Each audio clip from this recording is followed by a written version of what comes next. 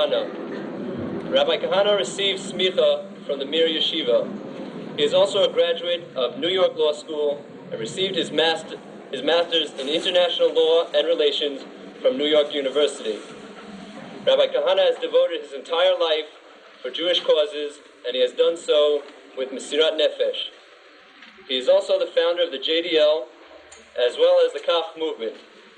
Before the previous election, it was clear that Rabbi Kahane had a solid following in Israel, with polls showing that he would receive close to 200,000 votes. Unfortunately, his party was banned. Nonetheless, his efforts have brought major issues that were taboo in the Jewish community into the realm of public discussion. Rabbi Kahane is also the Rosh Yeshiva of Yeshivat HaRayon, the Jewish Idea, which is located in Yerushalayim. Now it is my distinct honor to introduce to you Harav Meir Kahane Shlita.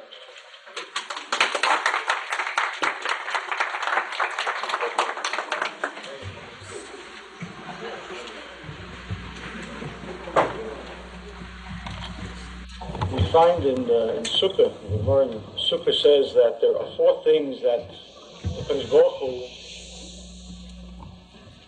is sorry that he made. He regrets that he made 4 things. Yishmael, which is understandable. Kasdim, understandable too. After they burnt the temple, the Mikdash. Yetzer Hara, which is also an understandable thing. And Galut. He regrets having made the Galut. And this is a bit difficult to understand. There's a reason for the Galut. There's a reason for it.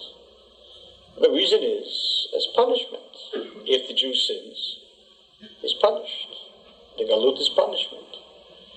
The Galut is a curse. And there's a reason for it, hopefully, that if the Jew sins and is punished, he'll do tshuva. I think that the answer is that the Kadosh Baruch Hu saw in the end that not only did the Jew not become better, the Galut, but the worst of all possible things happened.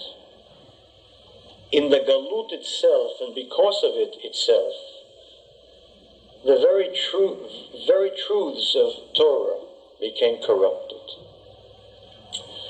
The Kadosh Baruch Hu never meant for the Jew to live anywhere except in one country, Eretz Israel. And the last time that I was here, I spoke about that. I don't want to go into that in any depth now.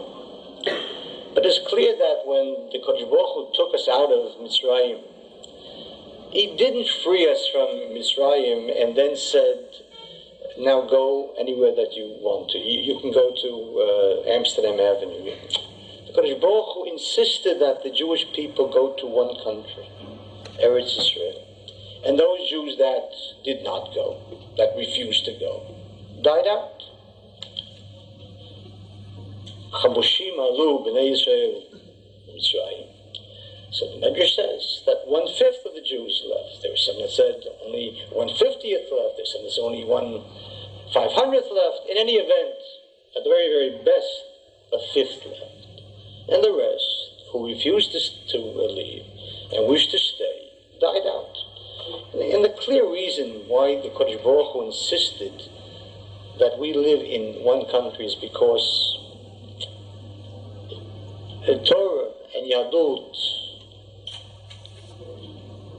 stress isolationism. Hen am levadad yishkol. It is a people that dwells alone.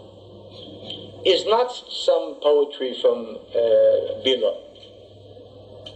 The Shir of Bilam is not some poetry. It's some kind of fancy prose. Hen am levadad yishkol means that the Kodesh Baruch Hu wants the Jewish people to be alone. Because if we are not alone, if we mingle with the Gentiles, it is impossible not to be affected by the majority culture. It is not possible for an Orthodox Jew who lives in this country not to be affected by the majority Gentile culture. It is impossible that the It is impossible that the authenticity of Torah shall not be watered down and corrupted by the majority culture.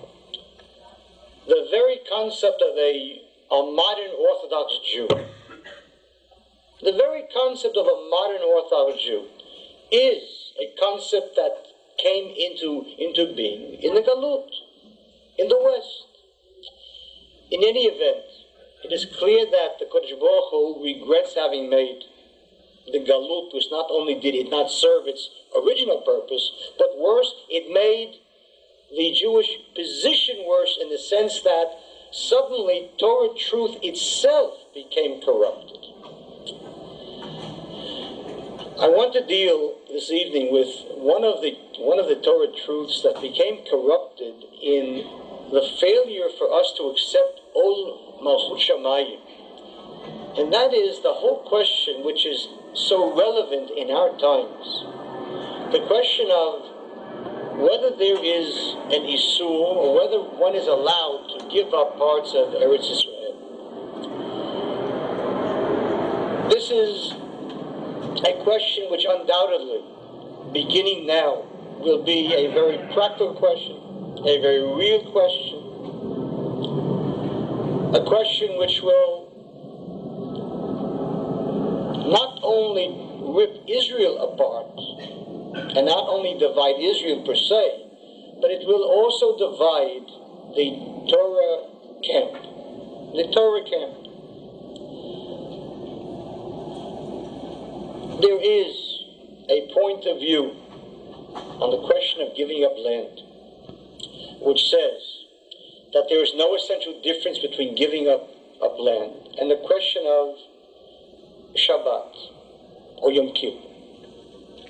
And the argument goes that just as we know that there is a halacha that except for three essential basic mitzvot, Avodah Zarah, Shechut Damim, Ilui, Arayot, any other mitzvah, if there is a question of a danger to life, then one is obligated to violate the mitzvah. That's a rule, that's a klal, no question about it. And thus, for example, if a Jew is faced with a danger to life, he is obligated to violate Shabbat.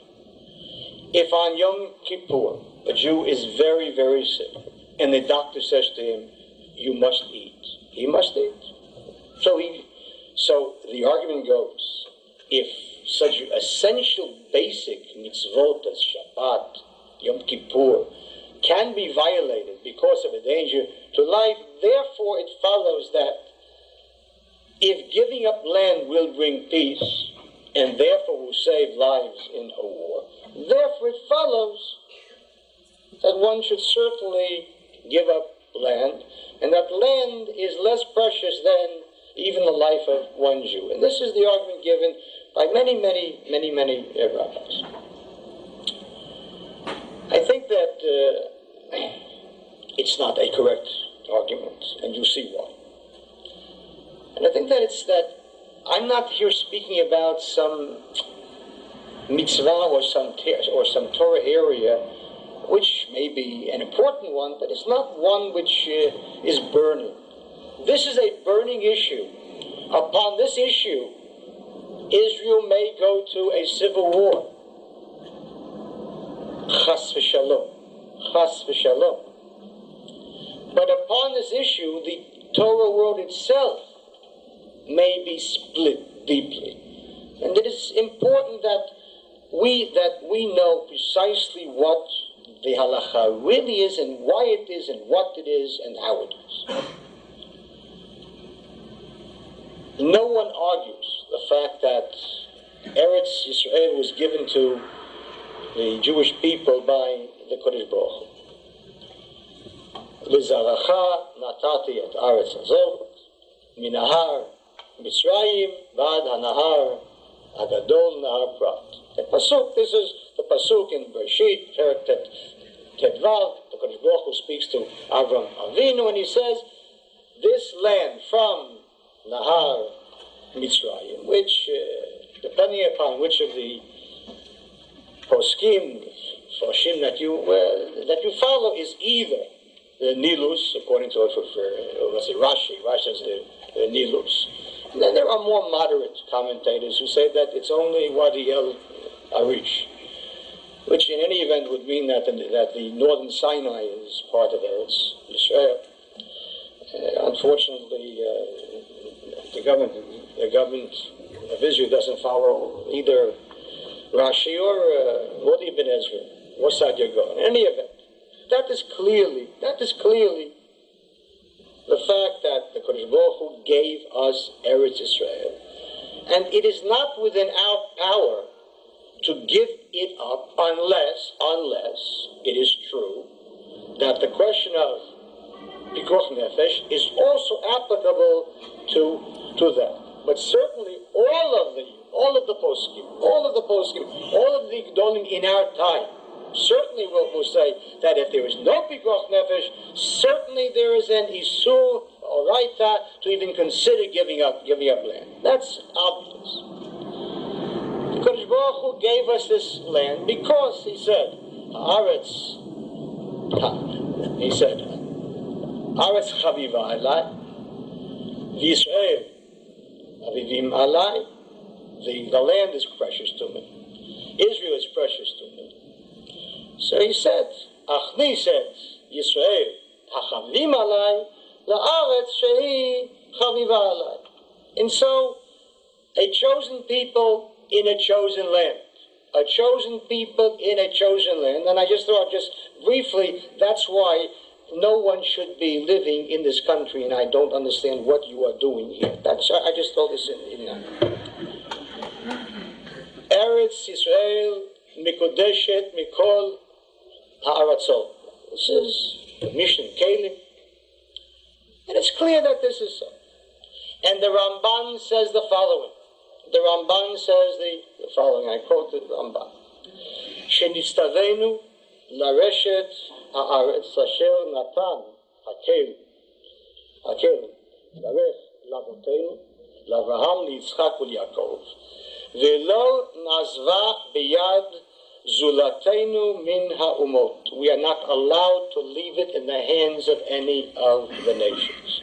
The Ramban holds that one is commanded to conquer the land, to start a war, and not to leave any of the land. This is what he says. And then he says, "V'zuhi shechazal karin ota milchemet mitzvah." He says this commandment to conquer the land is what Chazal call a milchemet mitzvah, a war of obligation. And that's what he says. The Rambam says, in Yichot Akum, Perek Vav, Lachavav, he says the following. Bizman sheyad yisot tkifa, when the Jews have the power, asur lanu lahaniach akum benenu. We are not allowed to allow pagans to live in Eretz Israel. We're not allowed to let them live there. Ad she yikablu alehem sheva mitzvot shenistavenu. In other words, there are the 7 of the mitzvot, and if they accept that, and if they also accept misim and avdut, then they are allowed to live in our land, not the citizens, but they're allowed to live with the concept of gel toshav, a resident stranger, which means exactly what it says. He's a resident, but he is a stranger. He's not a citizen. He is in the Knesset. So what does the Rambam say? That if they do not take it, then we are not allowed to let them stay. Shenemar lo yeshvu d'artzecha. They are not allowed to live in your land. Afilu lefi sha'ah, even for a moment. And the Rambam holds you aren't even allowed to let them pass through the land as tourists. The Rabbit says, yeah, do we see from the Rambam? So the Rambam holds that even when we control the land, even when even when our hand is tkifa, even when we have the power, you are not allowed to let the non-Jew stay in that country unless he accepts upon himself the Zayim Mitzvot and Misimin Avdut. How much more so to give him sovereignty over that land where he can do whatever he wishes. So here too we see, and nobody argues with this, here too we see that one is not allowed to give up land. Again, the question arises, does this hold true even when there is a question of danger to life? That's always the question. That's always the question.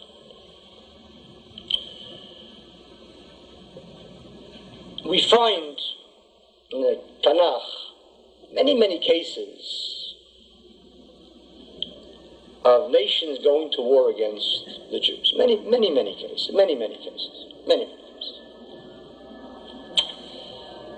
We do not ever find one case. We never find one case, not one case, where when the nations came up against the Jews, not to force them to accept paganism, Avodah Zarah, but merely to take away land, or even less than that. We never find a single case in which a Jewish leader says, give them the land. We never find a single case in which he says, give them even less than land, even give them privilege. The classic case is the case of one of the Shoftim, Yiftach Agiladi. Yiftach, he was a judge. Not a judge like me, but a judge. A Shofet. Yiftach Bidoro, Ishmael Bidoro. He was the Gadol of his time. He was the Gadol of his time. And so we find in Shoftim, Perek Yud Aleph, that Yiftach suddenly hears, Vayilachamu b'nei Ammon im Yisrael. The Ammonim suddenly declare war on the Jews. And you can picture him sitting in his office. And he hears the Ammon wants. Why? Suddenly. So he sends a message. And he says, Ma li velach, what's this thing over here? Why don't we go to war with me? Why don't I have a war? I'm peaceful.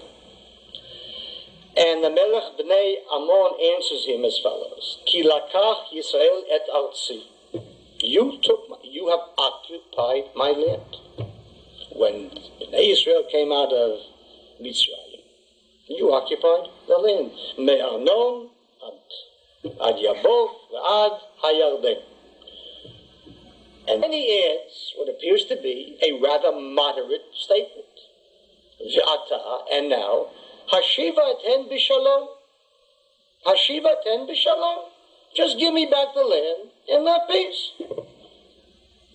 Obviously, this is one of the more moderate Arabs. He's from Jordan, after all. This is the East Bank. It wasn't the West Bank. He says, just give me back the East Bank. Now, surely, as soon as Israel State Radio or TV announced that, he said, Vata Hashiva ten b'shalom. So immediately, peace now gathered, peace instantly gathered, and shalom miyad, and shalom toch shniyot, and daila kibush, and hala kibush, and maspika kibush, and everything gathered and said, Vata Hashiva ten b'shalom. This is a moderate Arab. What do you want? Give it back on b'shalom. What do you want? War? If we have a war, then Jews are going to be killed. And what is he talking about? He's not talking about giving up Haifa, or Tel Aviv, or Yerushalayim. He's not even talking about the West Bank. So at the East Bank, give him the East Bank, and he's the East Bank. So clearly, a question here of halacha. Well, what do you do? Here is this Arab. So he's an Arab. What's the difference? Ammon, now it's a difference. It doesn't matter. Here is this non-Jew, and he's offering peace. He says, "Look, you occupied my land," and that's true. That's no question about it. No question about it. The Jews occupied it. Sichon went to war. He lost, and as in most wars, losers lose. In normal countries, losers lose. Only in certain places do winners lose. So Sichon lost, and these are now occupied lands in Ammon's eyes. And he says, "Vata hashiva ten b'shalom." Give it back in peace. Yiftach does not give it back in peace. He doesn't give it back. And he says the following thing, and listen carefully to what he says, because in this lies, as you will see later, the whole concept of why one is not allowed to give up land under any circumstances. He says, you have an Elil named Kmosh. Kmosh was the Elil of Ammon, also of Ammon and Moab. Halo et asher Yorishcha Kmosh Elohecha. Whatever your God Kmosh gives you, Oto Tirash, that is yours, that you shall possess. That Kol Asher Horish Hashem Elokeinu Mipaneinu, and all that he drove from before us, Oto Nirash, that is what we possess. And he goes to war. And there's no question that Jews fell in that war. In any war, people fall on both sides. And he did not give it to them. So think carefully of his answer, and you'll begin to understand slowly and gradually why one is not allowed to give up land, and you'll soon see why it differs from Shabbat, Yom Kippur, and every other mitzvah. The second case, David HaMelech. David HaMelech is a story in the Tanakh, in Shmuel Bet, in Perek Yud. There's a war again with Ammon. Again, there's a difficult people in Ammon. And Yoav goes out to battle, and suddenly he finds that Aram, the Syrians, have gone to help Ammon Jordan, and the Jews are now trapped. So he tells his brother, Avishai, he says to him, listen, he says, Chazak v'nit chazak, ba'ad ameinu, uvad Arei Elokeinu. Be strong and be strengthened for our people and for the cities of our God. The Radak explains this. He says, what do you mean the cities of our God? Shelo yichbeshu otam oiveinu v'yeshvu b'hem. That they should not conquer our cities and sit in them. V'im yasu kein. And if they do that, lo yu arei Elokeinu, then they won't be the cities of our God, ela arei Elohim acherim. Now listen to that and bear that in mind, and you'll see another key to what the whole concept of giving up land is and why it differs from Shabbos and Yom Kippur. The truth of the matter is that even one of the greatest of all Jews, Avram Avinu, was punished precisely because he waived the Jewish right to a part of Eretz Yisrael.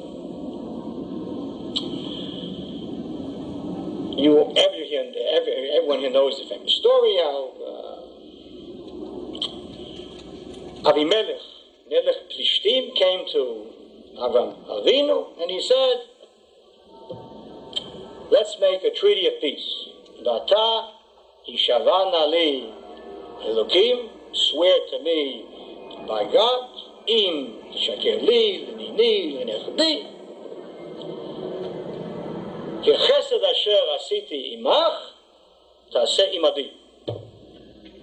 ועם הארץ אשר גרת בה. You lived in Eretz Plishtim, and I did chesed to you, so bear that in mind. Let's make a peace treaty. We won't go to war. Leave me alone, I'll leave you alone. And Avram says, fine, good. And he takes Sheva Kvasot, 7 lambs, and makes a treaty of peace. The Medrash says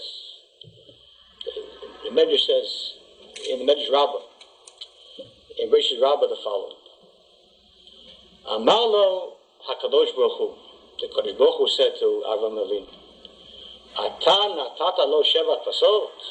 You gave him seven lambs as a sign of a treaty in which you allowed him to live, in which you said to him, I won't take away from you Eretz Plishtim. Eretz Plishtim is part of Eretz Yisrael. What kind of a treaty? Chayecha shani mashe b'simchat anecha shiv'at dorot. 7 generations, the Philistines will rule over you before you conquer them. Tana tatalo sheva kvasot. Kineged Cain banav, his descendants, hogim mibanecha shivat sadikim. They will kill 7 righteous Jews because of his sin. That was Shimshon, Chafdi, and Pinchas, and Shaul, and his 3 sons, and so on. And there's other things. The Rashbam says over there at the very, very end of Perek Kavbet, he asks the question: what is the connection between the ending of the story of this treaty, and which is immediately followed by the Akedah? Hashem Nisa et Avram. Why did God suddenly find it necessary to test Avram? What did he see slipping in Avram? What sin did he see in Avram? So the Rashbam brings down this medrash, and he says, "V'chara apo al zeh." That God was furious over this. Shari Eretz Plishtim Nitan le'Avraham. That this is part of the promised land. Ubichlal Gvul Yisrael. And how does he go away for peace, giving up a part of Eretz Israel? And for that he was punished. That's the Medrash and the Rashbam. The question still arises. That's fine. This is good. But does that hold true? Even when there is a danger to life. Does that hold true?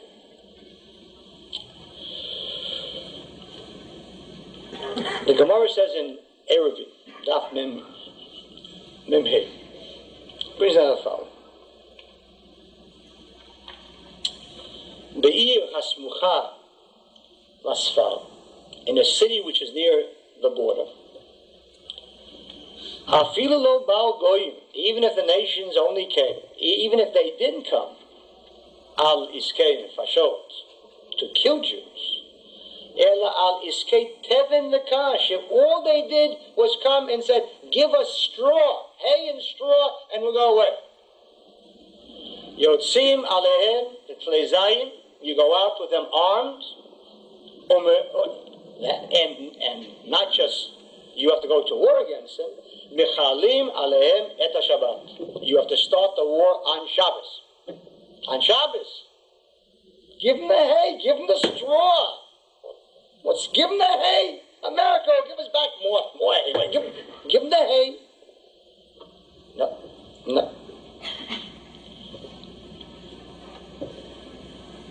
What's the reason for this?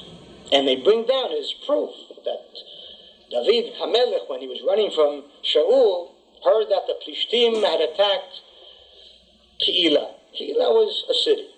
And right over here, Gemara says that it was a city al Asfar. It was on the border. And the Plishtim came only for Tevin and Kash. And David asked in the Urim and Tumim, he said, should I go to war? It's only Tevin and Kash. And the Kodesh Baruch said, Go to war. Go to war. Why? The answer lies in the whole concept of milchemet mitzvah. Listen carefully to this, because I find it difficult that people don't grasp this concept, which is all the difference between this mitzvah and every other mitzvah. The Rambam brings down in the Chot Malachim in Perek Hey, he says, Ein hamelech milcham tchila ela milchemet mitzvah. Kings don't go to war. There are two kinds of war in the Torah: milchemet mitzvah and milchemet reshut. Milchemet reshut is only a war outside of Eretz Yisrael. There is no concept of a milchemet reshut inside Eretz Yisrael. It's a voluntary war. A king decides to conquer land, like David did in Syria, in that part of Syria which was not part of Eretz Yisrael. So for a milchemet reshut, you need a navi, a sanhedrin. So that's not applicable in our times. Today there is no heter for any kind of reshut, milchemet reshut. But what is a milchemet mitzvah? The Rambam says, "Ve'ezuhi milchemet mitzvah." Zu, and he lists three categories of milchemet mitzvah. One, he says, milchemet zayin ha'amim, the war against the Canaanim to conquer Eretz Yisrael. Milchemet Amalek, that's two. And three, Vezrat Yisrael miyad sar sheba alehem. Any time that the enemy comes up against Jews, that is a milchemet mitzvah, and that is applicable in our time. There is no need for a navi, no need for nothing. If the enemy comes, that is a milchemet mitzvah. That's what the Rambam says. It's a Gemara in Sota, Yerushalmi.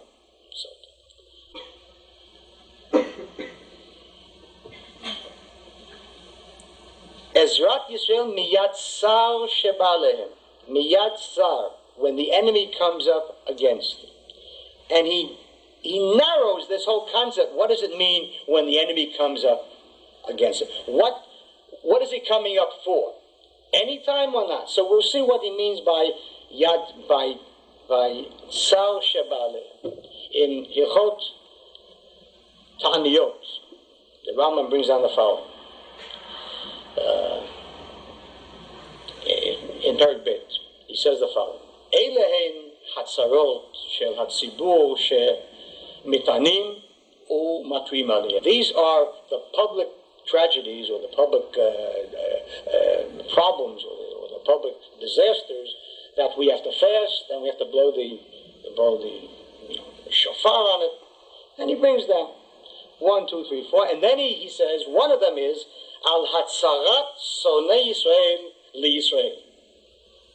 Al hatzarat sonei Yisrael li Yisrael. Keitzad akum sheba la aroch milchama im Yisrael. When he goes to war against Jews, for what? O lahatil mehem mas, o likach miadam eretz. That is the category of Yatsal Sheba Alehem, whether he wants to take land or even misim, even tribute. That is a milchemet mitzvah.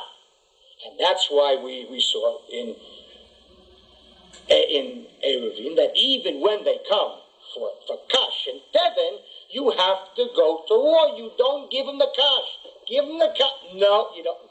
Don't give them the kash. You're not allowed to give them the kash. Because that is a milchemet mitzvah, a war of obligation.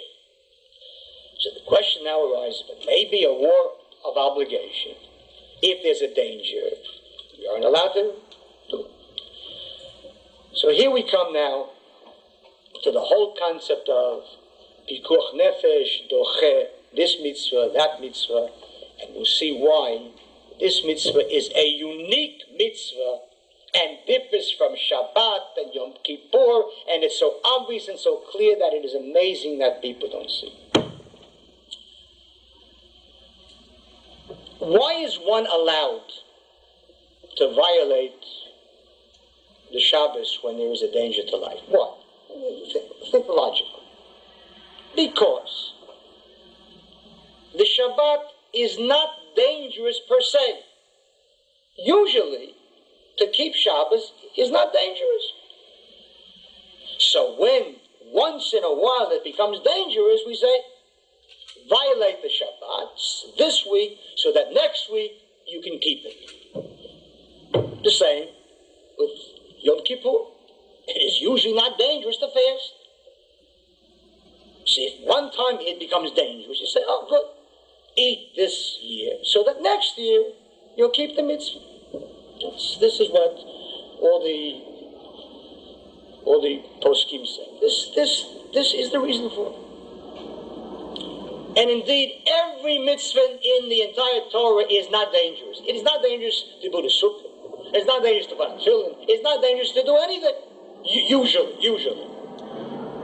And when that rarity comes, when it is dangerous, so therefore violate it this one time, or these 2 times, or these few times, so that later on you can keep it again. But there is one mitzvah in the entire Torah which by its very nature is always dangerous. By its nature it's always dangerous. And that is a milchemet mitzvah. Picture the logic back of saying this.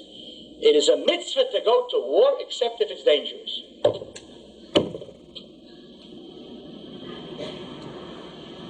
The absurdity is so obvious.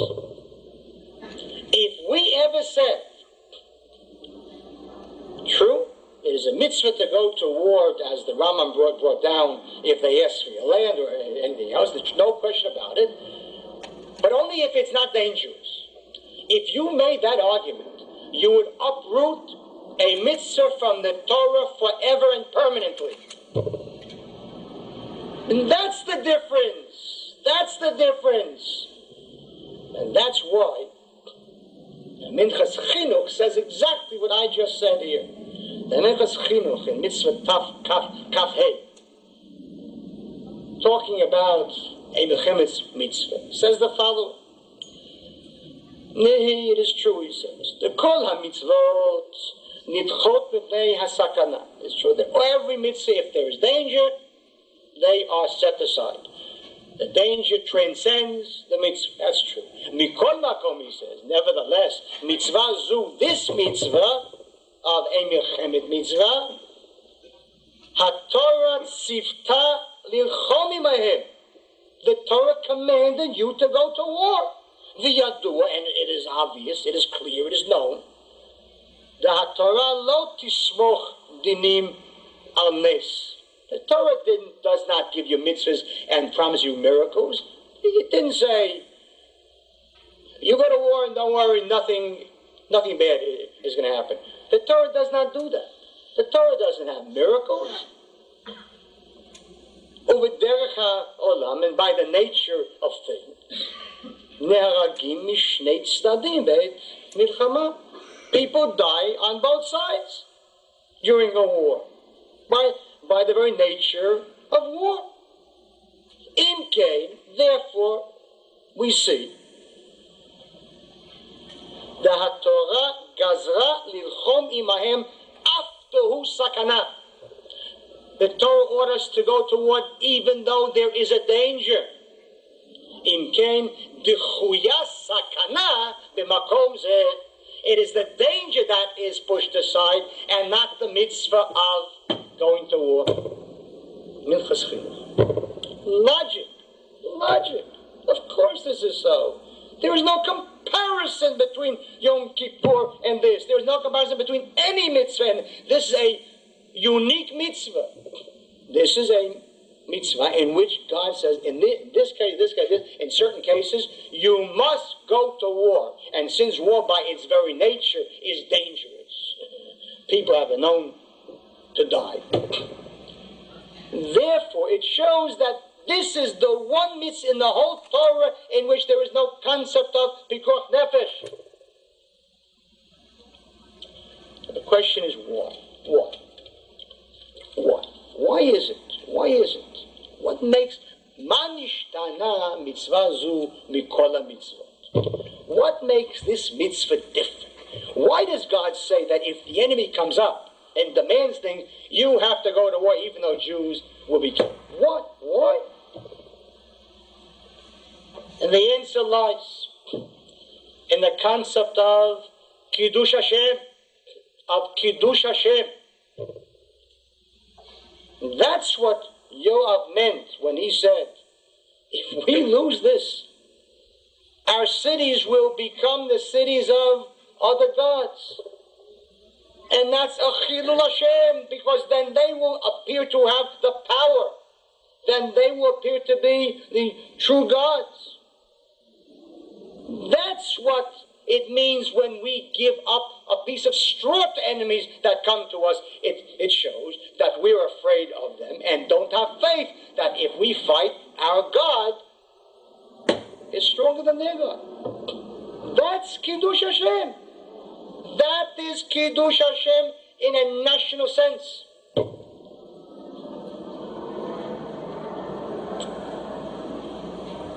I don't know how many times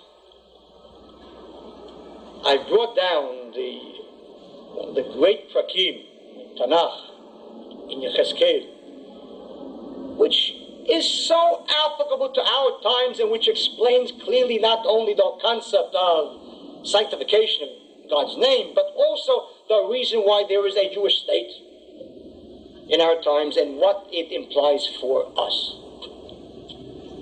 There's always been, for years, for decades, for 100 years now, there has been a tremendous struggle within the Torah camp between what one can roughly call Zionist and anti-Zionist. It isn't a very good label, because every Torah Jew is a Zionist. Which is what kind of a Zionist? But the Zionists, as we see it, are those people that accept the concept of a movement for a Jewish state and eventually the Jewish state itself, and those that say, for whatever the reason, no. Essentially, the question that arises in our times in these debates between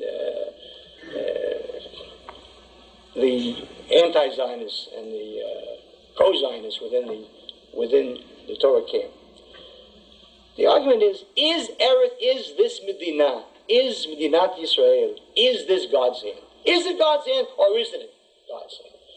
So, the anti-Zionists say, don't God say, what are you talking, what are you crazy? Look who created this state. The first Medina that we had, a good Jew created. Yoshua put on tefillin, kept Shabbat. That was God's hand. The second state, Ezra, Nehemiah, they were good Jews. They saw intermarriage between Jews and non-Jews. They broke it up physically. They were good Jews, racist a little bit, but good Jews. Thank God that they didn't live in our times. What? But this state, and this is the argument given by this state is God's hand. Look who founded it. And Guyon and Sapir and Golda Meir and all the label of non-observant Jews, how can you say that this is God's hand?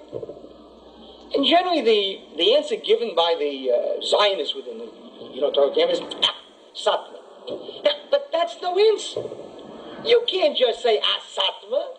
They have what is apparently a fairly decent argument. You don't just say Satma. Maybe Satma's right. Maybe. How do you know? Maybe he's right. So we have to understand what the state is, and that ties in clearly why one is not allowed to give up land and why one is not allowed to back away from the Arabs, and why every stone that is thrown by Arabs that a Jew is a Chilul Hashem. The Navi Yechezkel in Perek Lamed Vav speaks one of the greatest tragedy in Jewish history is that Jews in the Torah world have stopped learning Tanakh. It is an abomination. It is an obscenity. And worst of all, one of the greatest reasons for the perversion of Jewish concepts within the Torah framework. Without Tanakh, you cannot understand Torah. Know that. That's why in Pirkei Avot, they set down the curriculum. There is a curriculum there, given by Chazal. Why Jews don't follow it, I don't know. I have no idea. Ben Chamesh, Limikra, at the age of 5, you learn Tanakh. You finish Tanakh. You don't just go to, I learned to Shmuel Bet, and Lachem Aleph, Lachem Bet, and then I stopped because it was too hard to learn the Shayo. They learn Tanakh. They learn Tanakh. And on Tanakh, they then built the Mishnah. And on the Mishnah, then they built the Gemara. This is the way to learn. I'll start showing the Gemara at the age of 7. He learns about in Isha. He doesn't even know what in Isha is. Age 7. Tanakh, in any case. Yechezkel says the following. The Kadosh Baruch Hu speaks to him and he says the following. He talks about how the Jews sinned. Va'afitzotam bagoyim, vayizaru ba'aratzot. I scattered the Jews among the nations and dispersed them among the various countries in which they were. Vayavo el hagoyim asher ba'u. And they came onto the nations whither they happened to come. They went to Morocco, they went to Poland, they went to Yemen, they went to Washington Heights, dollars. What did they do there? Vayichalelu et Shem Kodshi. And there, among the nations, they desecrated my holy name. What in the world does he mean? What do you mean they desecrated my holy name? I was in Borough Park. My pleasure. Rabbis, Rebbes, Rebbitzins, mikveh, black socks, white, tremendous pleasure. What are you talking about? Every house, a shaitel and a chandelier, tremendous. What are you talking about? What is he talking about? Vayechalu et Shem Kodshi. So he explains. He goes right on, and he explains why. Vayechalu et Shem Kodshi. When the nation said concerning Jews, this is the people of Hashem, and we drove them out of their land. You know what?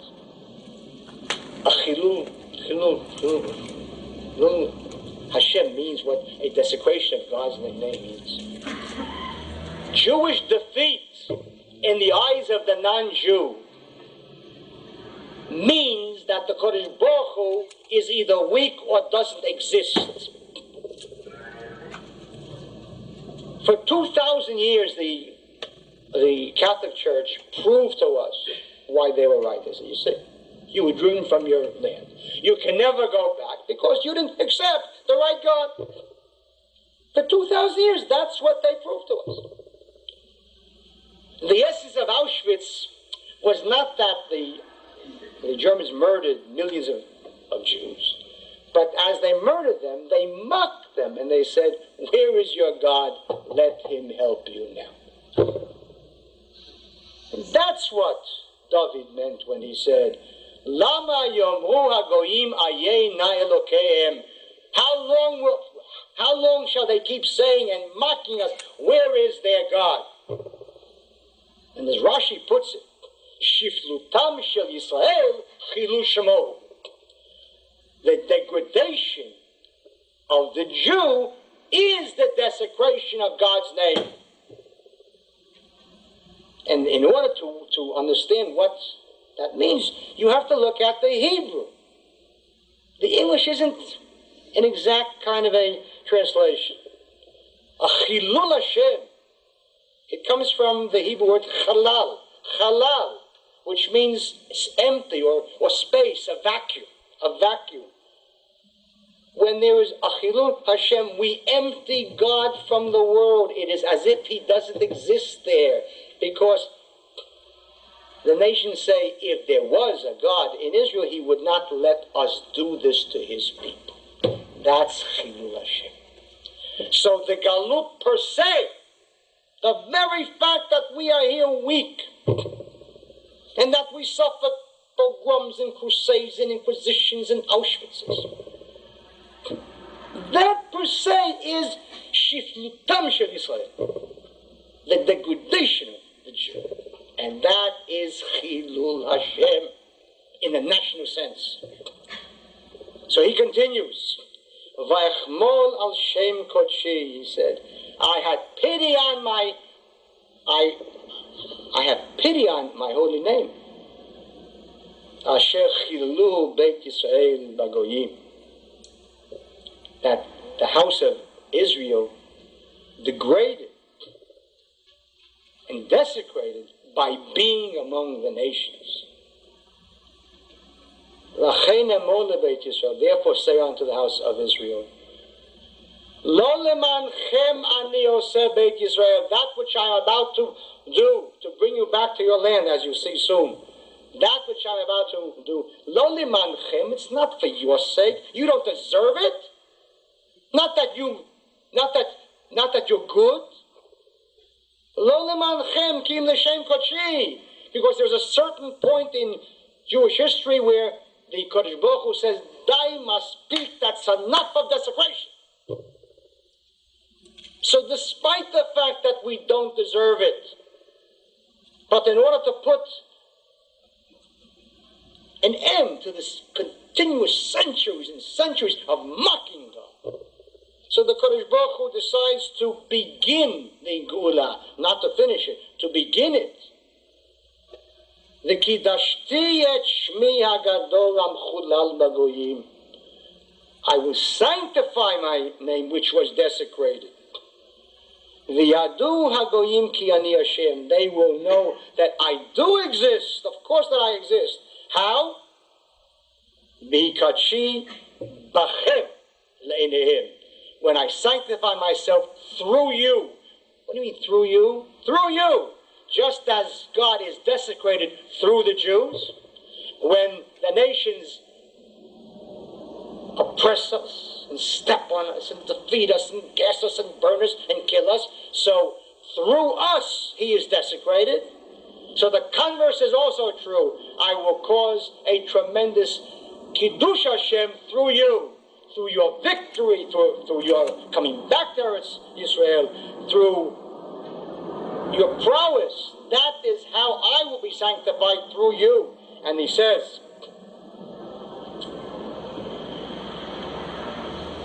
I will take you from the nations. And I will gather you up from all the lands. And I will bring you back to your land. That is why there is a Jewish state, not because the ones that founded it were good Jews. They weren't good Jews. They weren't observant Jews. They were Jews who were, you name it, that's what they were. And the whole thing is irrelevant. It's irrelevant, not for their sake, but because after the epitome of the worst Chilul Hashem imaginable, the Holocaust, the Kodesh Baruch Hu said, "Dai must speak, enough." That's why there's a state. And that's why a milchemet mitzvah, any defeat, we Arabs come and demand land and we give up. How? It's not ours to give up. How dare we think of giving it up? The Kodesh Baruch Hu gave us this state for one reason only, to sanctify his name. And we now go and give up land and retreat. That's why a milchemet mitzvah does not recognize for peace. We'll give up and we'll surrender and we'll give up this and so on. There is no such thing, because that is a Chilul Hashem.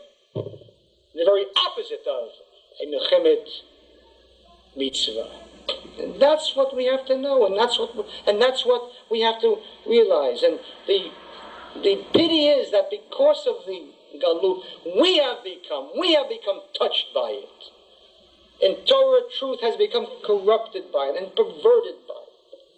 Not only in this area, democracy, suddenly democracy becomes a basic Torah concept. Unbelievable.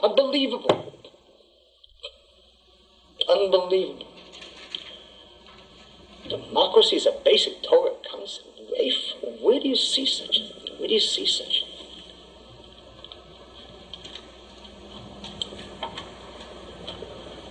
Judaism is not Thomas Jefferson. It's not. Kabbalat Ol Malchut Shamayim means that we accept upon ourselves Torah and Torah concepts as he decided, not the way we decided. And in the modern Orthodox world, there is as much a tendency to attempt to pervert and twist and corrupt certain basic concepts that we don't like, as there is among non-Orthodox Jews, among things that they don't like. The perversion of Torah in the whole concept of democracy and so on. Torah is not a democratic concept. It is democratic within the framework of halakha. So, of course this is true. A Sanhedrin voted, of course, certainly. And the majority ruled, of course. But that was because those people were within the framework of halakha. But to go and talk about Arabs having the same political rights that Jews have in Eretz Yisrael is worse than absurd. It's obscene. Because it flies in the face of everything that is clearly halakha. The Kodesh Baruch Hu told us that we have to live in one country for a reason. So that we should control our destiny and not be affected by a majority culture. So now we come and we say, Nachon, it's true. And Am Levadad Yishkon, and the Arabs should have equal political rights. It's not a question of Arabs, it's a question of non-Jews. Arabs are no different than any others. It's a question of good Arabs, bad Arabs. If every Arab tomorrow morning was good, it was a saint, a tzaddik.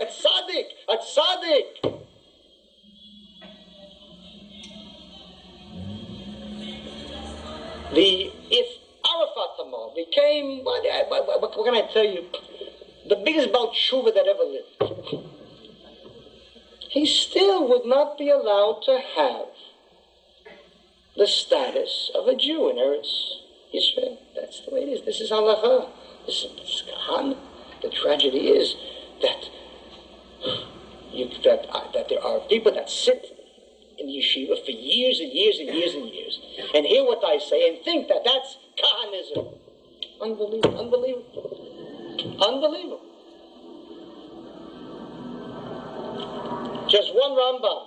Let's read this because I didn't come to really talk about Arabs today. I can't do that. Just one Rambam. Chod Melachim Perek Aleph. Som Tasim Alecha Melech. A pasuk in the Chumash, in Parshat Shoftim, in Yud Zayin.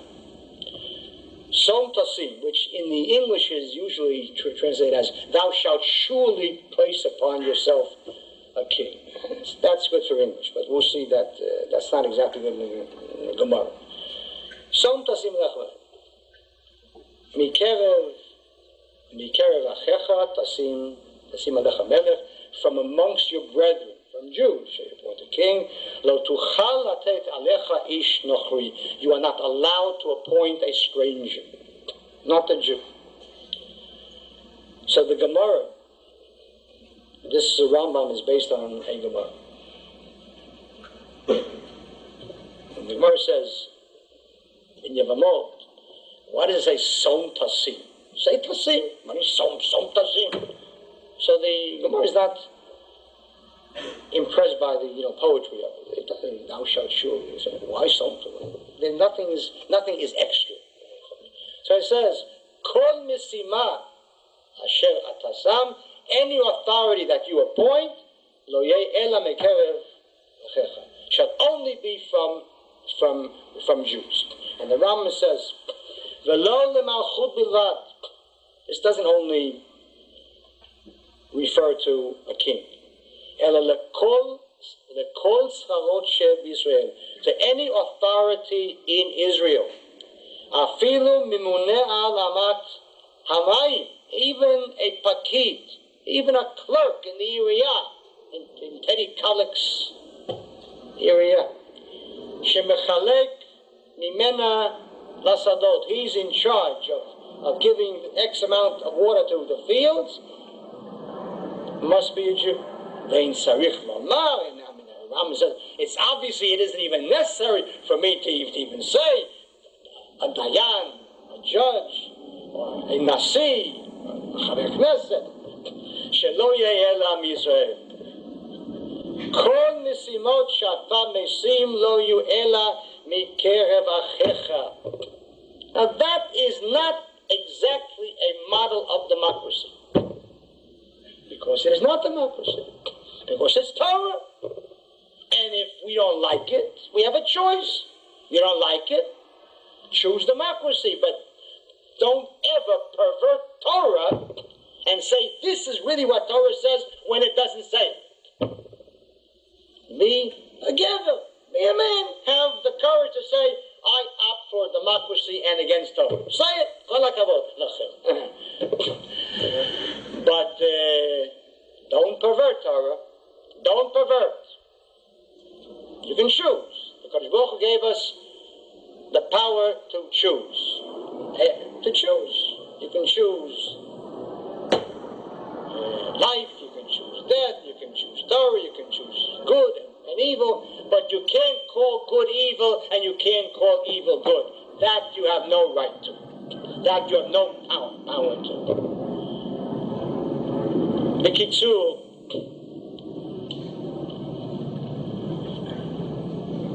those people, those Gedolim, of course, who paskin in this way concerning the question of giving up land, that it is not allowed to, because for all the obvious reasons that I gave. These are not people who want peace any less than anyone else. And I think it is obscene to call certain rabbis and Gedolim hawks and others doves. That's obscene. That's obscene. In halakha there are no talks and there are no doves. There are rabbis who learn Torah honestly the way they see it. And in Torah there is no such concept. There's no concept known as politics. Judaism doesn't know of politics. Politics is for those people that separate church and state. In halakha, we do not separate synagogue and state. There are Hilchot Shabbat, and Hilchot Kashrut, and Hilchot Kriyat Shema, and Hilchot this, and there are Hilchot Melachim, which means there is Hilchot Melachim, Hilchot Akum. What is the status in halakha of a Jew and a non-Jew? What is the status in halakha of boundaries? These are halachic questions, not political questions. There is no such thing as a political question in Judaism. If a Shulchan Aruch tells you which shoe to put on first and which to tie first, you think that it's going to leave politics to politics? There is a law if one is allowed to give up land or not. It's not a political question. I like bacon. What do you like bacon?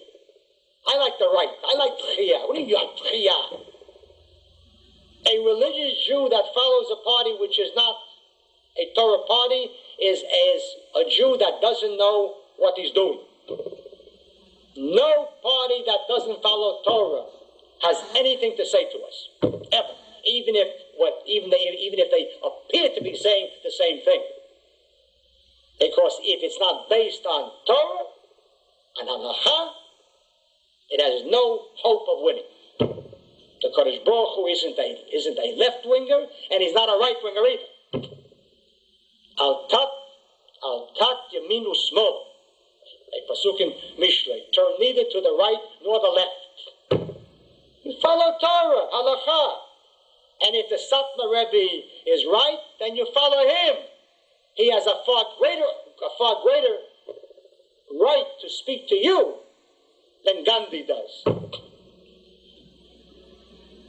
Halakha is not measured. I don't like him. What do you don't like? You don't like him? What are you talking? You like him? You learn Torah. You don't. That I don't like. What do you don't like? Who are you to like it or not to like it? That's all Nachut Shamayim.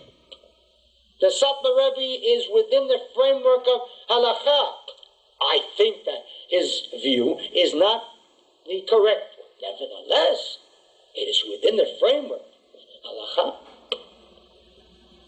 And when we reach a point where yeshiva students will picket a rabbi, then we understand the beginning of the disintegration of halakha. Politics into a shir, politics into Torah.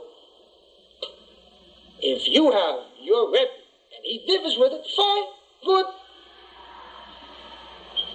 But for every single person to come and say, the Satmar Rebbe is the... What do you tell him? How dare we do that?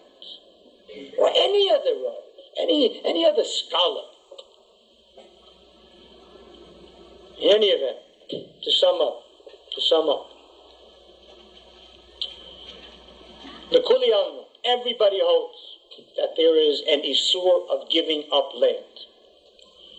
The question arises, does that hold true even when there is a danger to life? And on that there is a split.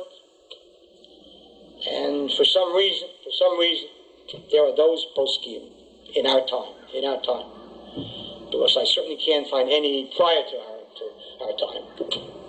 There are those poskim in our time that hold that for the sake of peace, it is similar to that if there is a question of peace or war and a danger to life, then giving up land is precisely similar to Yom Kippur and Shabbat and so on. I hold that is not true, and that is a fundamental error, and the Minchas Chinuch here brings it down clearly. The fundamental difference between a Milchemet Mitzvah, of which giving up land is an essential part, as we saw. A Milchemet Mitzvah differs from all the other 612 mitzvot in that other ones, except for the basic three, which aren't allowed for other reasons.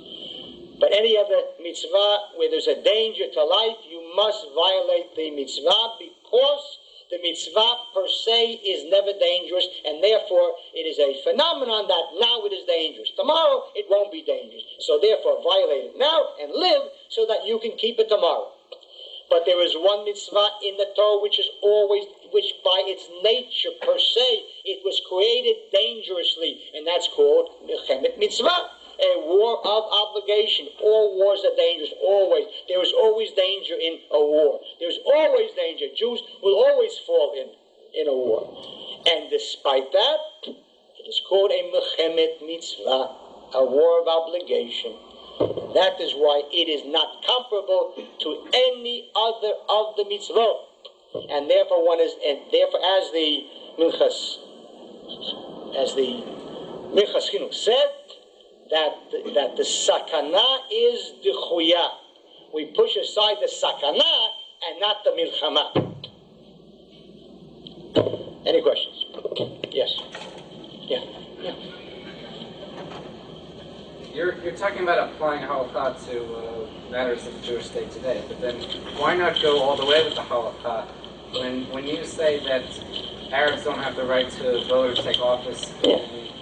I didn't say in Israel. Yeah. You're saying that democracy doesn't apply, yet you propose having a democracy for Jews. Halakha doesn't have Jews or Arabs voting, so why not? Aren't you also mixing Torah with a non-Jewish concept? Absolutely not. Absolutely not. The question, if we would attempt to impose as a minority that form of government upon the majority, you would guarantee a civil war between Jews. And that would be the worst disaster that could happen to the Jewish people. The worst disaster. I certainly do believe that if we can convince a majority even a thin majority, to impose Torah law, then we of course do it. Because then you take away from them their argument about a civil war. The worst thing in the world would be a civil war. God forbid, never even think of such a thing. And the civil war would follow as night follows day. If we as 15% or 20% would attempt to oppose upon 80% of the Jews, halacha. Of course you're absolutely right. Of course it isn't right to do it. But in this case, the civil war is dochedat for certain. For certain, and you don't find in the entire Tanakh that any Novi got up on his own and called upon the people, to overthrow the king and start civil war and so on. But you're absolutely right, no question about it. Democracy is not a Jewish concept. And the great tragedy is that we have to, because of love of Jews, that we have to hold back. And we have to, in a sense, waive this thing. And how do you know your policy towards Arabs won't cause a civil war within the Jewish community? Because there is no mitzvah to love enemies, we're talking about. What are you talking about? What kind of comparison is that? What kind of comparison is that? We know that this is the halacha, and that if we do that, then God will help us. But over here, if there's a civil war and Jews die, there can be nothing worse than that. Nothing worse than that. And I don't easily say that. Listen, believe me, it pains me. It pains me because I know that the Kodesh Baruch Hu, if the Jewish people don't follow Torah, that there's going to be tragedy in Israel. So I sit on the one hand, I don't want to have a civil war, and on the other hand, I see that if we continue in this way, I don't even want to think about what will happen. The Kodesh Baruch Hu is not going to sit by quietly. He isn't a kind of a Santa Claus. Everything, ho, ho, ho, fun, yeah, everything's nice. The Kodesh Baruch Hu has char and onesh too. It isn't a happy thing. It isn't happy. Yes. With regard to Gedolim, you speak about the Gadol. If you have to go and follow, what about the concept of Hurrah? First of all, there's no such concept of that in our times. When there was a Sanhedrin, that is what it says. Within the framework, there was the Sanhedrin. You have to follow the rules. That's for sure. Today, there is no Sanhedrin, so nobody follows Gedolim. You follow your Gadol. You follow your Gadol. The proof is, if all the Gedolim in the world would say yes, and let's say the Bozer would say no, who would the Bozer people follow? 5 guesses. Who would they follow? And they'd be right, because nowadays there is no authority. Each Gadol is an authority for his Talmidim. And furthermore, you don't have to stick with that Gadol. In other words, many times throughout recent history, people switch the yeshiva, they switch this, they switch. And in short, if you are learning at a certain time with a certain Gadol, you are obligated to follow that Gadol. But you're not married to him. Many times. Rabbi Kahane grandson became a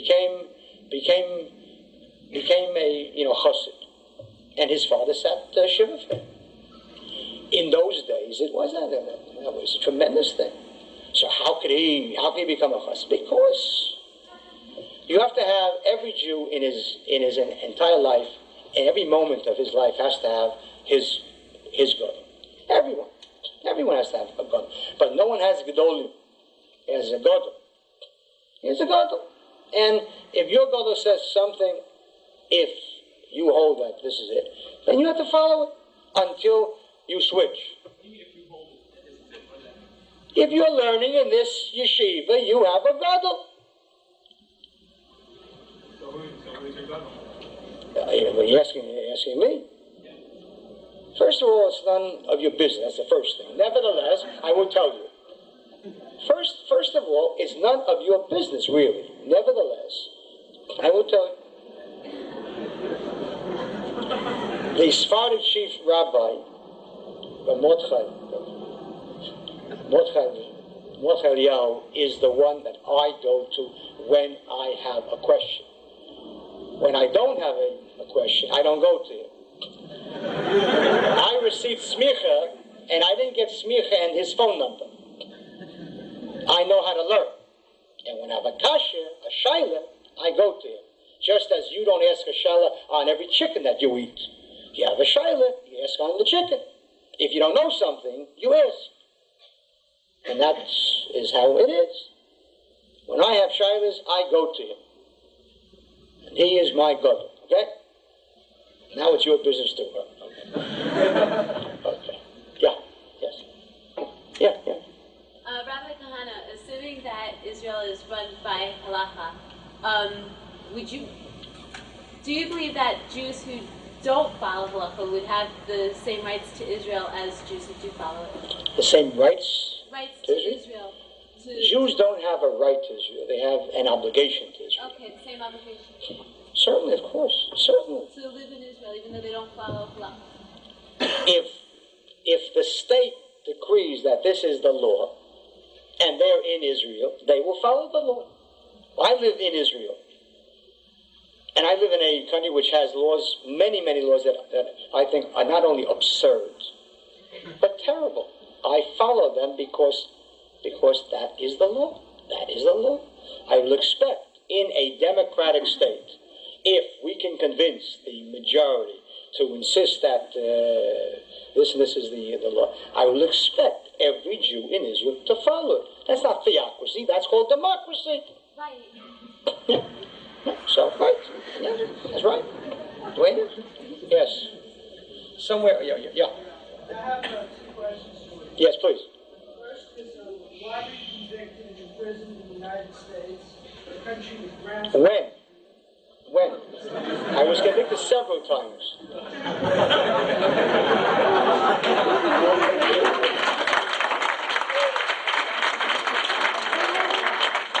I will try to give you the various reasons. I mean, the various convictions and the reasons. Yes. What?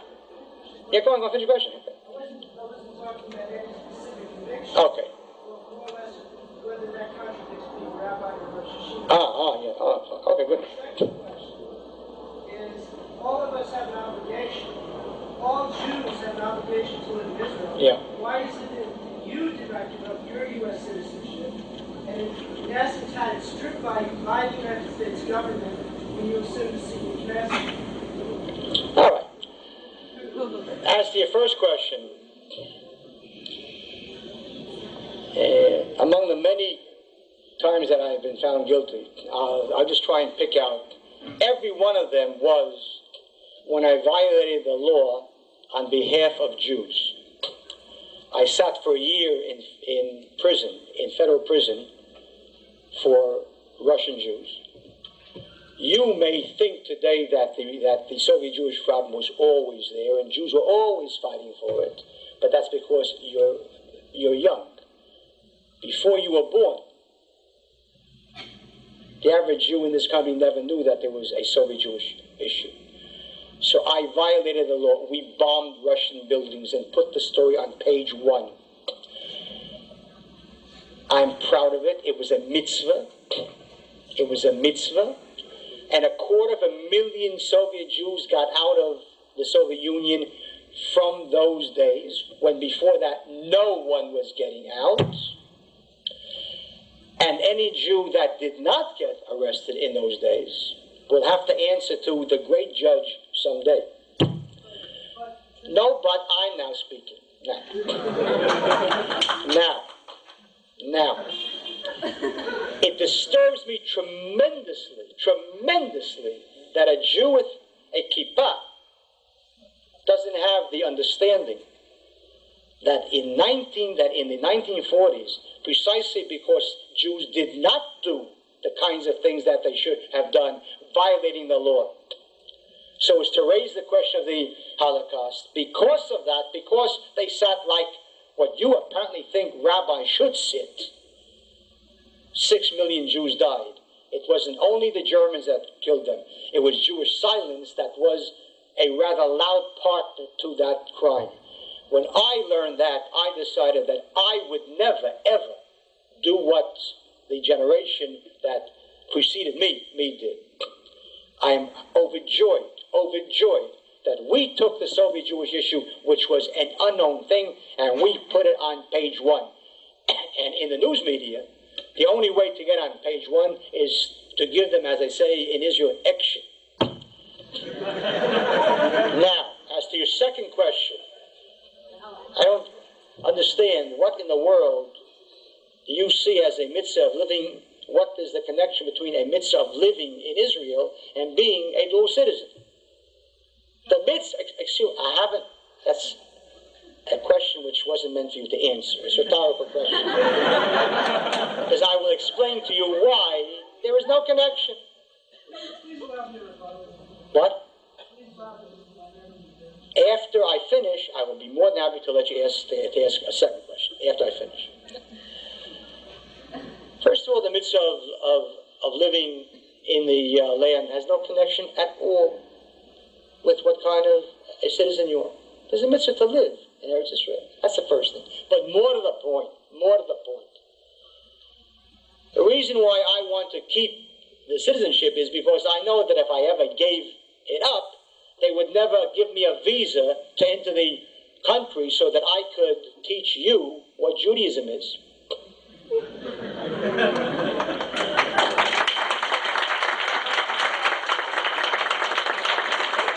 I made my offer to the U.S. government. I said, if you will promise me that when I want to visit America, you'll give me a visa, here's my citizenship.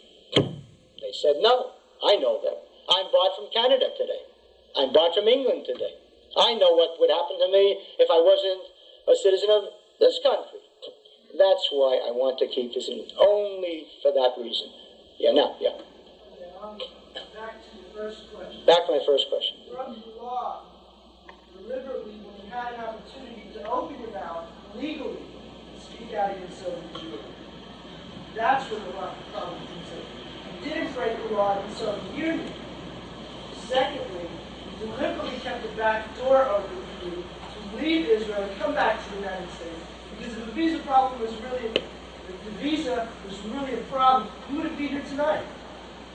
You know, one of the great problems is I don't mind ignorance, and I don't even mind sometimes arrogance, but the arrogance of ignorance is incredible. Excuse me a minute. Now you be quiet. Now it's my turn. A little derech eretz. If you don't have Torah, at least derech eretz. Why don't you ask me how did I get? How am I here? Rather than babbling like an ignoramus, I'm here because the State Department allowed me in for consultation with my attorneys. That's what the letter says. I have no right. It is their chesed. Why don't you ask me the question, how did you get in, rather than making that absurd chutzpah comment?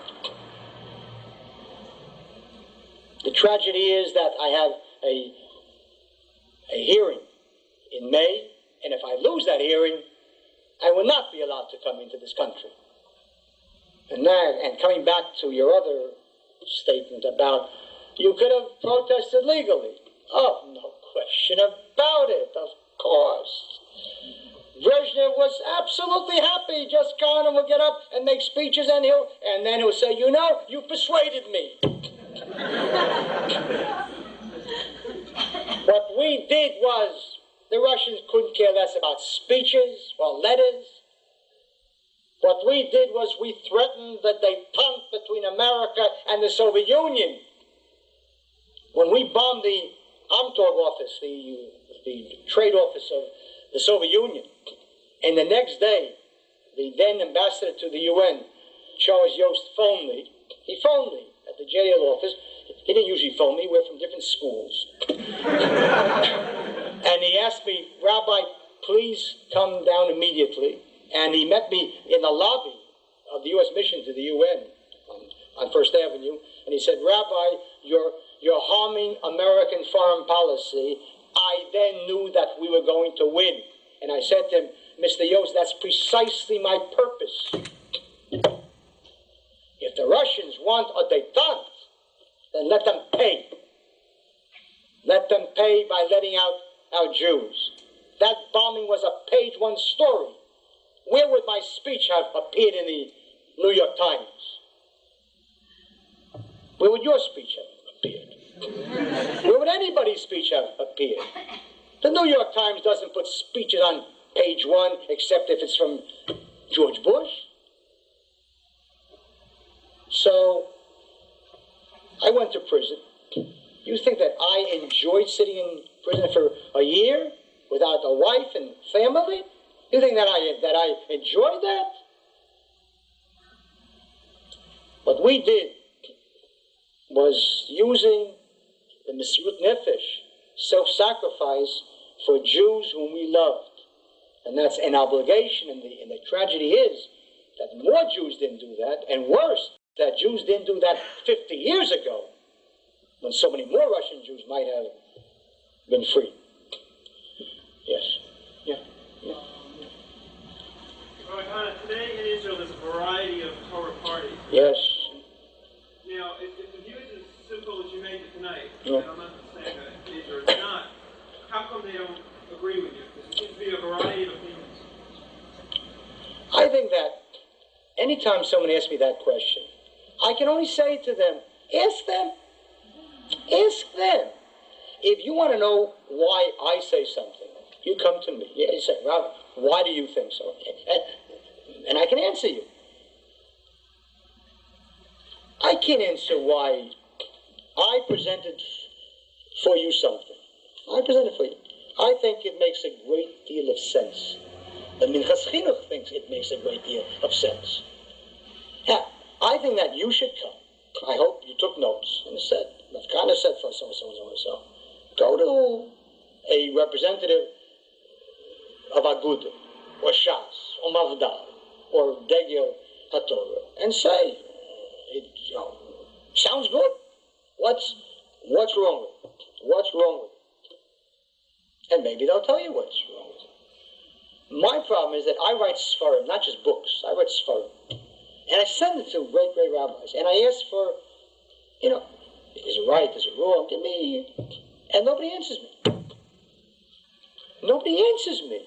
I don't mind being told you're wrong. Tell me I'm wrong and tell me why. What other Rambam didn't I see? What other Rashbam didn't? What other Rambam? What other Posek didn't I see? Tell me. But not to get answers is unbelievable.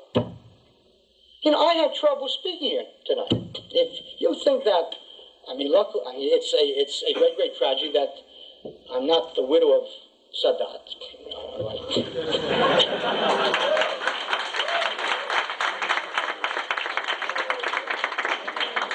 Or the head of the Labour Party in Israel. I had trouble speaking it. There was an effort made. Cancer was taken and was taken. All kinds of excuses.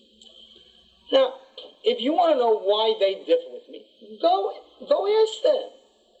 So certainly, Rav Shach was Rav Shach, who's a great gadol. He's an anti-Zionist. He doesn't accept Israel. He accepts it. It's there. No, okay, it's there. But he is opposed to the state per se. So if you feel that you want to follow him. But he's not against me only. He's against the concept of Israel as a state.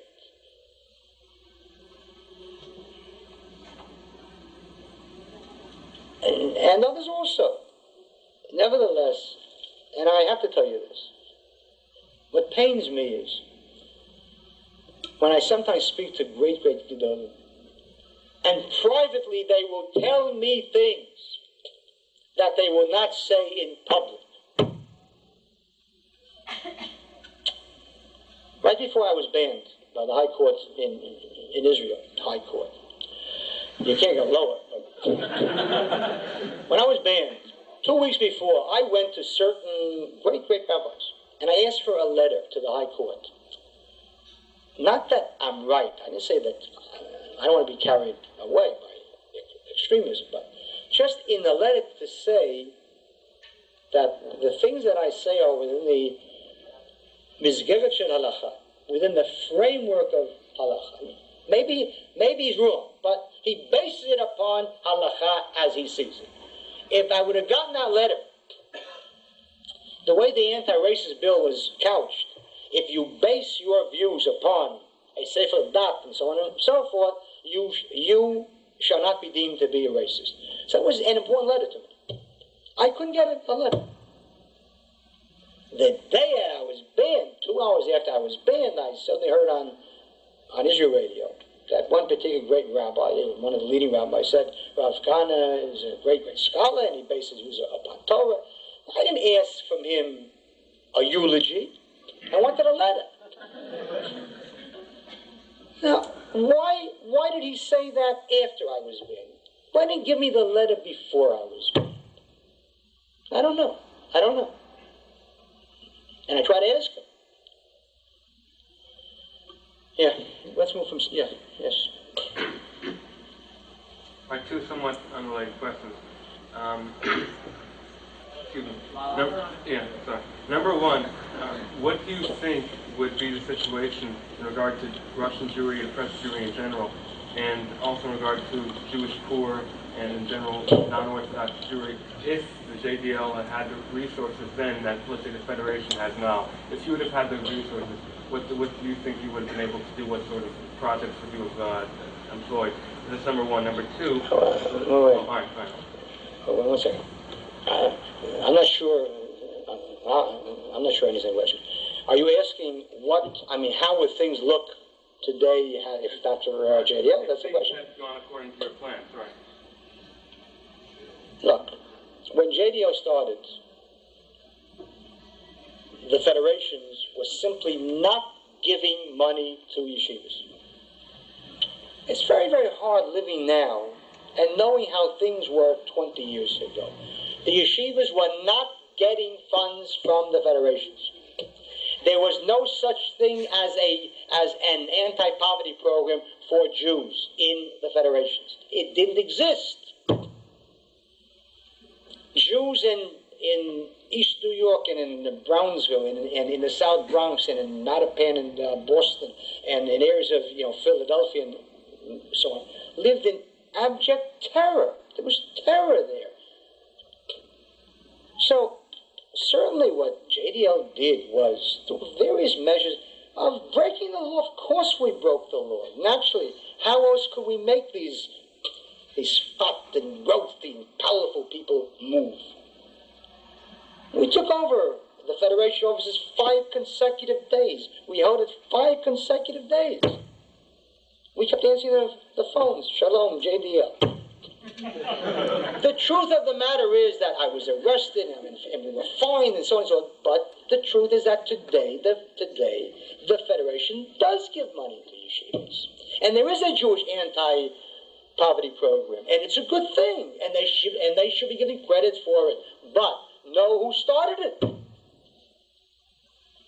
And when certain activist rabbis now chain themselves to the Soviet mission, that's tremendous. But I know how that started. Because when we did it in 1969, everybody condemned us. Everybody, from Reform, Conservative, Orthodox, gay, everybody. Everybody condemned us. Everybody did. So it would have been a different world. 250,000 Soviet Jews got out. Do you know what that means? It's a tremendous thing. And I'm delighted today to see ads in the Jewish press, help us make Russian Jews frum, by certain groups that condemned us for doing the things which got those Jews out so that now they can make them frum. Yeah, I want to move from, All right, let me go on to my second question. There's the issue of Jewish women in Arab villages. It's, from what I hear, somewhat of a crisis now on a small portion. But could you please elaborate on the situation and what the Israeli government is doing, if anything, and what the other groups are doing about this issue?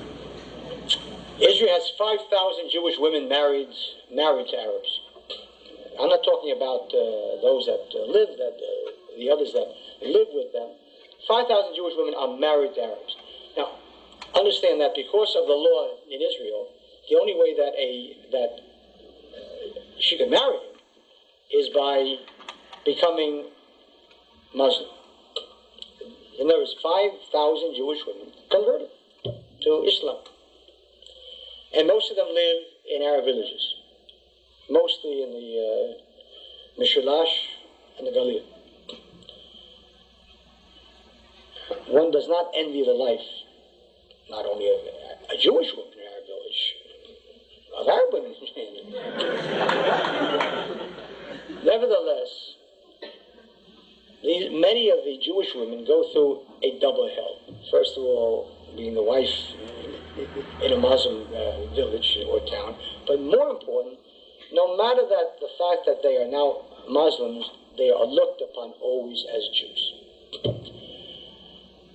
We receive many requests from the families of these women who have gotten a request from the women to contact us and to take them out of the village. It's not easy. If you think that one day they decide, well, I'm going to now leave, it's not true. They are terrified. They are terrified. The Arab will simply come right after them because the Arabs are not terrified. So we have a hostel in which we keep the women and the children. And it's known as a kach hostel, so nobody bothers them. What does the government do? The government doesn't do anything because it's democracy. And once the woman became a Muslim, so she is under Muslim law. And Muslim law states that the children are of the father and not of the mother. And the law of Israel recognizes the right of the Qadi, the Muslim judge, rather than the Dayan in this issue. Every time we take those children away, we have broken the law in Israel. We break the law. And there are all kinds of summonses and warrants for my arrest and other people's arrest and so on. When I was in the Knesset, that didn't bother me because they couldn't arrest me. Now they can arrest me. And who knows? Who knows what they'll do? Who knows what they'll do? Nevertheless, I think it's a great, great tragedy that not one of the Orthodox parties has ever taken up this issue. I sat for 4 years with the Orthodox parties. You don't need Yossi Sari to make Orthodox Jews look bad. You don't need him. They do a great job on their own. So that's what we do with that issue. Yeah. What's the current status of the plan? Sorry, what? The current status of your plan to form a religious Jewish state and to secede from Israel, and what halachic basis do you have for that? Don't say to. The whole point is that we don't want to secede from Israel. The point is that Israel doesn't want the territories. So I do. The point is that when we created the second Jewish state, it was for the purpose of not having a second Jewish state. The whole purpose is to pressure Israel into annexing the areas. I don't want to secede from Israel. If Israel would annex them, there would be no need for a state. For the second state. The whole purpose is to pressure Israel and make it quite clear to them that if you don't want these territories, and if you're thinking of giving up these territories to the Arabs, know that will never be. there will either be one Jewish state over that entire area or two Jewish states, but there will never be a Palestine state there. This is the purpose of this thing. And we held our first Congress on January the 18th, Yerushalayim, because the original plans had been not to have it in Yerushalayim, but rather in the Shtachim, Piat Arba. And the army pressured the local council to cancel the Matnas, the center there. So it was held. It was a tremendous success.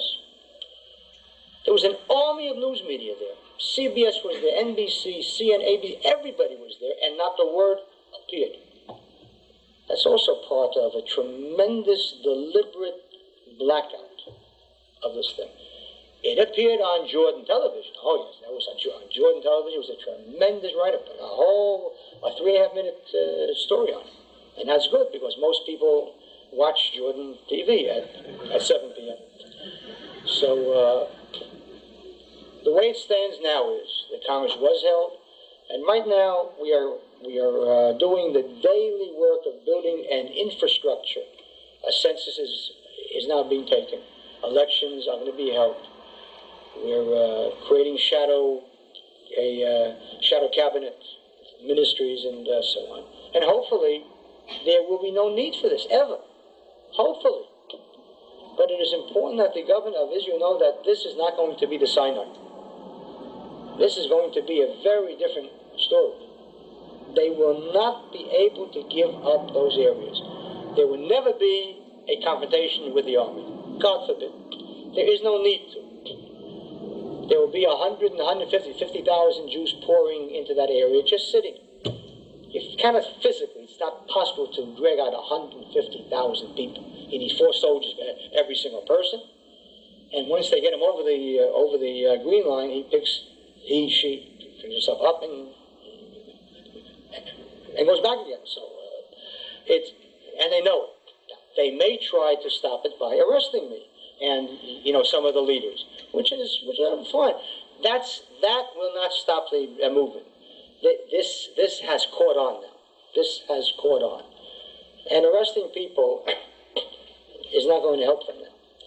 If Shamir was a clever man, he would go to America and say, "Look, I'm ready to make concessions, but these crazies over here, make me the villain. Say, this could be. I mean, look at that guy's crazy." That's called good guy, bad guy. But for that, you have to have seichel. Yeah.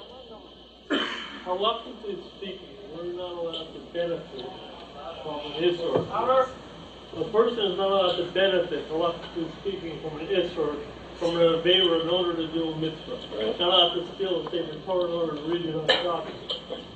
If Golos is essentially an Aveira, why should any Jew in Israel accept $1, accept any kind of donation, and thereby receive a benefit from this so-called Aveira? The Aveira, he's not benefiting from the Aveira. There is the Aveira of living in the Galut. And there is a mitzvah to give tzedakah to Eretz Yisrael. It's not considered divine. Let me say something. Let's say someone who is not an observant Jew. That's right. He's Mechal Shabbos. Should we not let him daven? Obviously, yes. He's Mechal Shabbos, which is one thing. But let him daven. The same here. You're sitting here, you shouldn't be. It's a sin. At least try to do, while you're doing this thing, at least do mitzvahs too. In other words, it isn't as if that this comes out of your living. This is separate. This is separate. Would you not take money from someone whose store is open Shabbos? By keeping open Shabbos, it's an Aveira. But he has a mitzvah to help, do mitzvahs. I would dearly love for every Jew to leave America and come to Israel with his money. I'd love to do it. But, yes. don't you stand up? What? Yes. You know, that's about the so-called of Chilul Hashem. Chilul Hashem, yes. So I want to know what the newspaper is speaking about, not definitely opinion, Yes. what the newspaper is saying about what we are doing in the way we are defending ourselves. It's not Chilul Hashem. What? I'm sorry. What? Our plans Yes. to save our land and our people Yeah. in the way to give you a lot of money. It's not going out of Chilul Hashem like No. What Goyim say about a Jew who is doing something right has no relevance. I can assure you that when Yeshua went in and did what he did to the 7 nations, he didn't win any great press in the outside world. So what? That's not the point. The point is that if it is a mitzvah to do something, then that's it. Then that's what has to be done. Yes.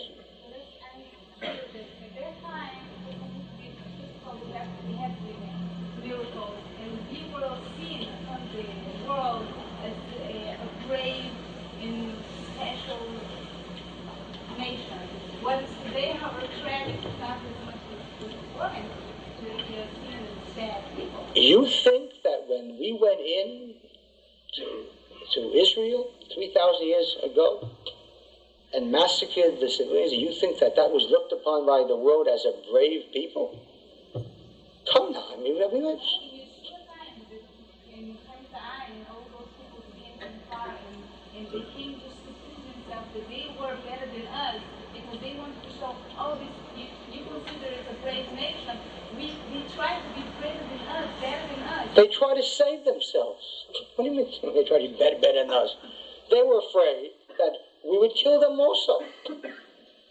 And that's the only reason why they came. What's going to be better?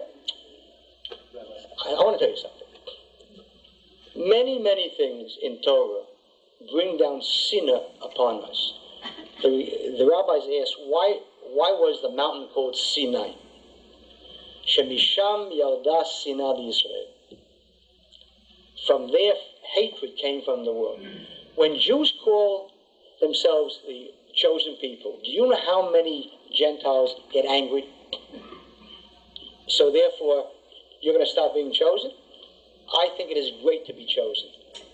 And if any Gentile wants to be chosen, join us, become a Jew properly, and you'll be as chosen as I am. Rabbi, one more question. Yeah. One more question. One more question? Yes, okay. Yes.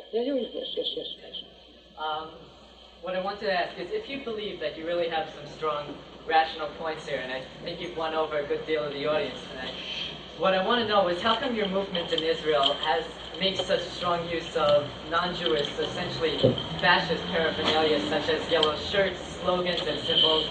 Do you feel this is what your followers really need? Listen, let me are you bothered about yellow shirts? What if I had blue shirts? You mean any shirts? Any shirts, right? So therefore, you don't like the fact that, for example, B'nai Akiva wears uniform shirts, right? That's also bad to you, right? When was the last time you got up and made that statement to someone from B'nai Akiva? Tell me. Any case. Wait. Look. First of all, you must understand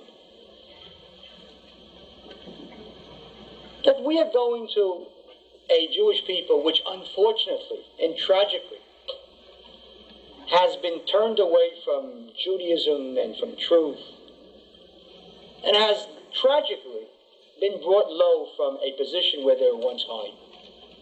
For example, there has yet to be written the definitive book on what was done to the Sephardic Jews in Israel. I want to tell you, if you want to talk about racism, that was racism, what was done to Sephardic Jews.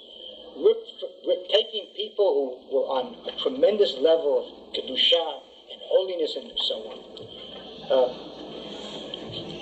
and taking them and ripping from them all of their Judaism, all of their Yiddishkeit, and bringing them into a world that they had never known before. What Moroccan Jew knew murder and robbery and rape and bank robbery? Whoever knew of such things in Morocco or in Iraq or in Libya? Whoever knew of such things? They were taught that when they came to Israel. Therefore, I now come to people that I have to win over. You think that if I come to some development or some neighborhood and I give this kind of shiur, do you think that they're going to stand and listen to me? You have to win them over by the kinds of things, by emotion, before you can raise them up to the point where they understand you should be a good Jew, not through emotion, but through Torah. I live in the real world. I live in the real world. The world isn't some kind of a kollel. In a kollel, you can sit and have the perfect world. And believe me, I sat in a kollel for 6 years, and it was a pleasure. But in the real world, Jews are suffering, and you have to live in that world. And I would like to change that world, but in the meantime, I'm living in that world. Why is it that the same Jew in that development town who wouldn't look twice at Mafdal or Aguda or Dega can't stand at Dusi? He loves me. He wears me. Gever ata gever. Why? Because I speak to him about the things that he wants to hear. And if he'll love me, he'll also accept from me eventually Shabbos too. He'll never accept Shabbos from Rav Shach. Never. He'll accept it, if there's any hope, it's from me. Because I come into his neighborhood. I speak his language. What am I going to speak to him? Torah? I wish I could. I wish I could do it, and then he would listen and say, Nachon, atan tzodek. But that's not how it is today. We're paying the tragic price for what was done to them over the last 40 years, and Orthodox Jews did nothing about it. That's the tragedy. Is that it? Sorry, I was just told that that's it. I'm sorry. Shalom, shalom. Thank you very much, Rabbi Kahane. If anyone would care to help us form a Koch society here or in Stern, please see me after you enjoy